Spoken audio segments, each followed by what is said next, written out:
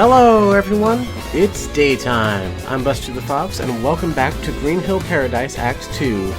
Last time we showed you where we can find all of these warps, which will help you out immensely in finding all of the Chaos Emeralds and opening the secret door.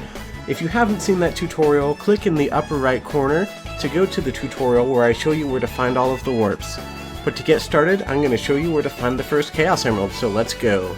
So all of the warps are actually correlated to different Chaos Emeralds. The first one is, of course, by the warp number 1 in that case. It's actually surprisingly close to the intro.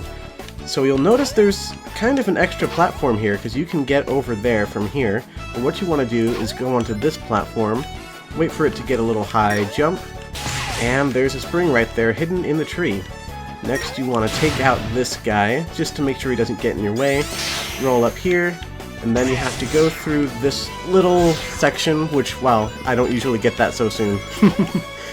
But yeah, then you need to go up here, which you don't actually need to use this hat pipe for, but maybe sometimes you do because I suck. And up you go. And there's the red Chaos Emerald. Notice that it's the same color as the first warp, number 1, which is, you know, kind of interesting trivia, I guess. There is another way to get up here, however, if you're having trouble going through the ring segment. All you have to do is walk over here, jump onto this little itty-bitty ledge, and then do a spin jump and jump immediately. It's a little bit hard to do, but there's a spot right there you can stand on, and you can get right up here a little bit easier. To get to the next emerald, you're going to want to start at the 2 warp. Go over this way backwards, across the bridge, and then turn right. Try not to fall off here, because I always fall off right here. You can get back out by going over there. And then take these warps, not warps, platforms. Take these platforms right up here. Be careful of this one, of course, and then be careful of this dude. Make sure his little thingy is behind him. Hit that pad, go up there. Beware of these guys. You may have to run around in circles until they stop shooting at you. Wait for these things to explode. Get your blue Chaos Emerald, which once again is the same color as the 2 warp. Just, you know, trivia. It's exciting stuff. The 3 warps Chaos Emerald is honestly very hard to get, and I actually have a way to get this without having to do the intended method. But just for clarity's sake, I'll show you the intended method here. So what you want to do is try not to get vertigo, trying to get mock state going down here. And then you have to line yourself up with this wall, uncurl out of the ball, go through this loop here. The trick to this is trying to stay a little more aligned. You have to hit those red rings right there. I'm not going to make it. Oh, I did make it! Okay. Well, that's actually the first time I've ever made that, so I'm a little bit surprised. Anyway, there's your green Chaos Emerald, but I'm going to show you a much easier way to get to that, because, as I said, I've tried that, like, a bunch of times, and that's the first time I've ever properly gotten it to work, so to gimp this Chaos Emerald completely, go into the 4 warp, head back this way, and as long as you haven't gotten it already, there is a lightning shield right down here. Grab that, and then to get back up, run up this wall, jump, push X to double jump, and then do it again up there. You can get right back up. So to totally get this Chaos Emerald in an unintended method, you want to come up this way. You want to go over here, avoid these guys so you don't lose your shield, double jump right up here, and then run up this wall. Now the cool thing about this is I think it was intended for this to be too steep to run up, but it turns out you can just barely, you know, keep running up it. You can go a little bit faster by doing the double jump and the homing attack, and then you can just double jump up here, get to it. Now, it is possible to get up to this ledge without using the electric shield, but it's far, far easier to do it. If you do somehow get up here without this, though, just jump up on this corner, and you'll be able to get right up. So the 4th emerald is a bit of a different case from the other ones. You actually don't find it by going through the 4 warp. You want to go through the 2 warp. Now, the reason for that is because you need to go up this way so that you can get mock state and go through the tunnel again. I'll show you the one I'm talking about in just a moment here. So to get the 4th Chaos Emerald, you need to have mock state going through this tunnel, and when you get to the very end, you have to jump. Hold A. You want to make it onto this ledge right here, and then just casually walk into this red ring. It'll put you right up here to where the yellow one is. To get the 5 warps emerald, you'll have to come up here to the waterfall, of course. This is another emerald that can be made a little bit easier.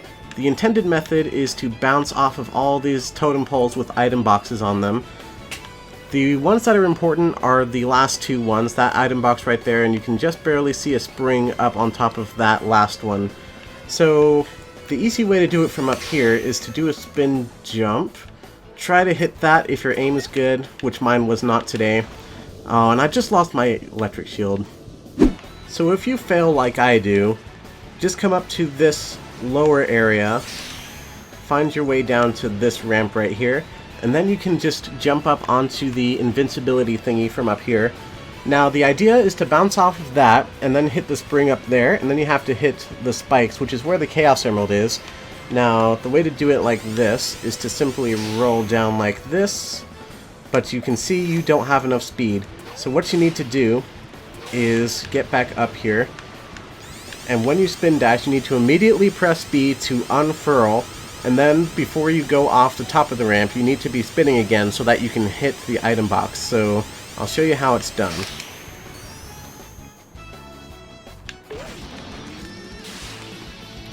Works better if you do it better, but you can see the idea.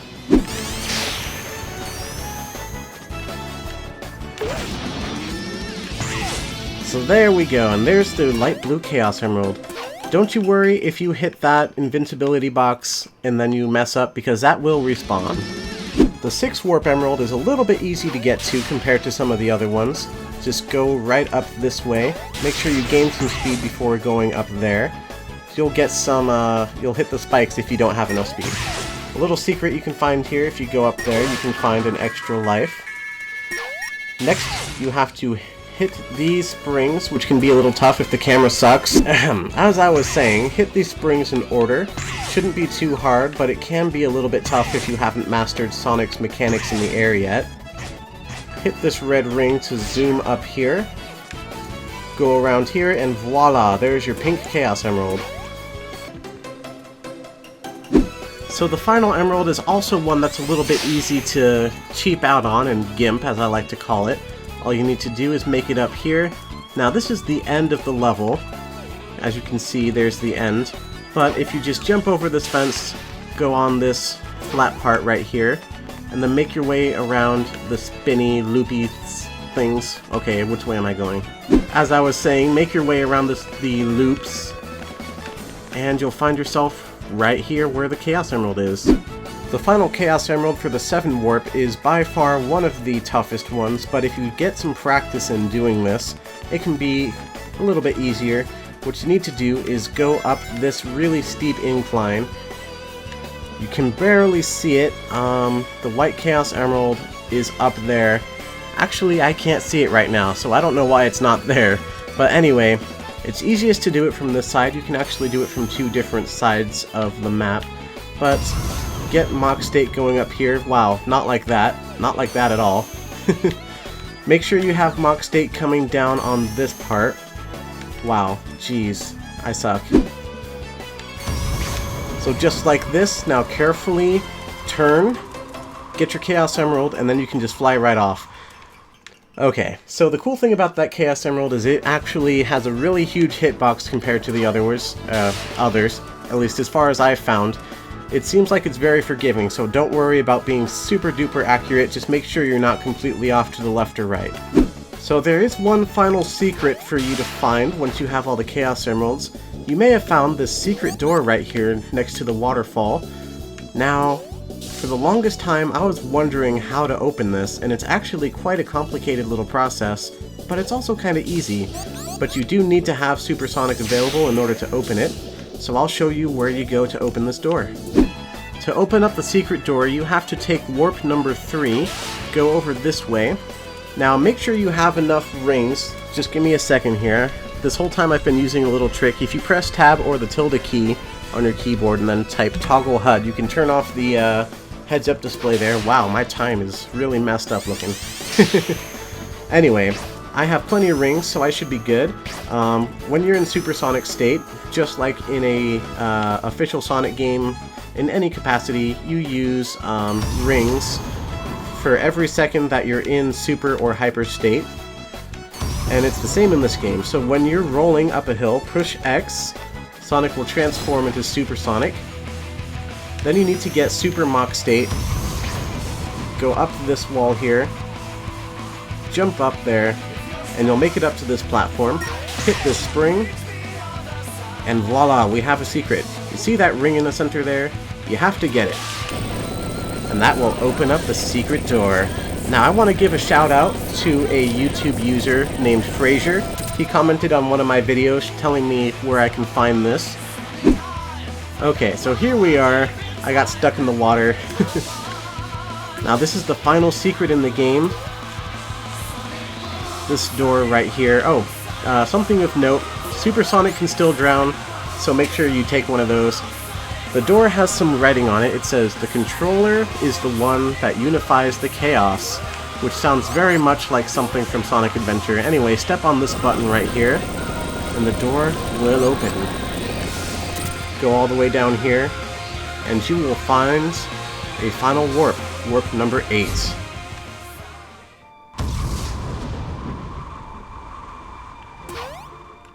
Oops, I fell off.